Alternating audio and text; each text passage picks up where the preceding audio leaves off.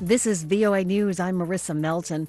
Accusers of the late U.S. financier Jeffrey Epstein, accused of multiple sex trafficking crimes, poured out their anger in court today in New York.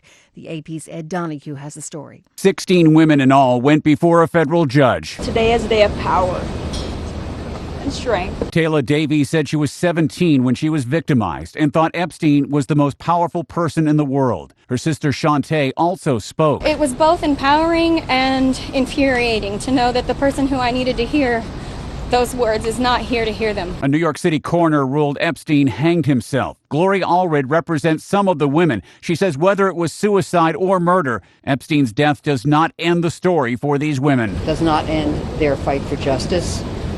It does not end their feeling that they were manipulated and victimized. And those under scrutiny, Epstein's girlfriend, who has denied any wrongdoing. I'm Ed Donahue.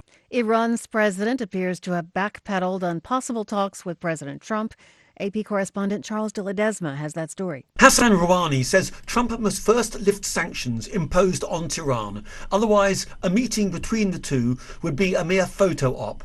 Rouhani's change of position comes after the president said on Monday there's a really good chance the two could meet on their nuclear impasse. The comment followed a surprise intervention by French President Emmanuel Macron during the G7 meeting to try to bring Washington and Tehran together after decades of conflict. Rouhani says, still with sanctions, there will not be any positive development. I'm Charles de Ledesma. The U.S. territory of Puerto Rico, devastated by Hurricane Maria 2 years ago, could see some action from Tropical Storm Dorian over the next few days. It's supposed to be in the area by Wednesday, likely reach Haiti and Dominican Republic by Thursday. This is VOA News. A new Missouri ban on abortions at or after 8 weeks of pregnancy won't take effect Wednesday after a federal judge temporarily blocked it from being implemented. AP correspondent Shelley Adler. Planned Parenthood and the American Civil Liberties Union of Missouri filed a lawsuit arguing that the law is unconstitutional and goes against the landmark Roe v. Wade ruling. The law includes exceptions for medical emergencies, but not for rape or incest. If the courts don't uphold the 8-week ban, the measure includes a series of less restrictive bans ranging from 14 weeks up to 20 weeks. Similar laws have been struck down in North Dakota and Iowa. Attorneys for the state can appeal the judge's ruling. I'm Shelley Adler.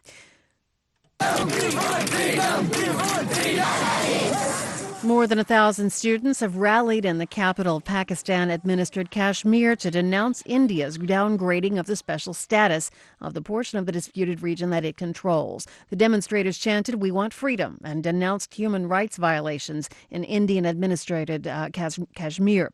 Tuesday's rally came a day after Pakistani Prime Minister Imran Khan vowed to globally highlight the issue of Kashmir. He will address the UN General Assembly on September 27th.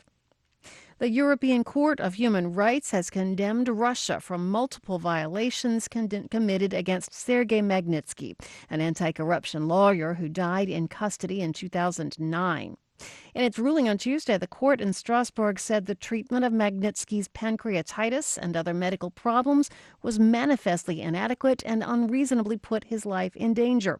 The court's 7 judges for the case, including a Russian judge, ruled unanimously that the tax lawyer had been ill-treated by guards and been unjustly held for too long in pretrial detention.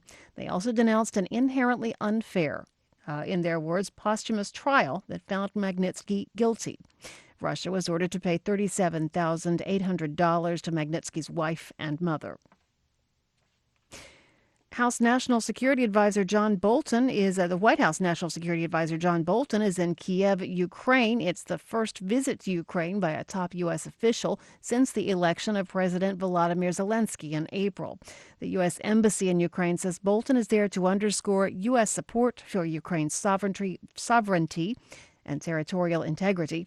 Bolton has tweeted that Washington supports Zelensky's reform efforts and vision to create a stronger and more prosperous Ukraine.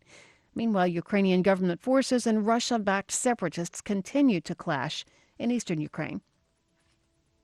I'm Marissa Melton. You're listening to VOA News.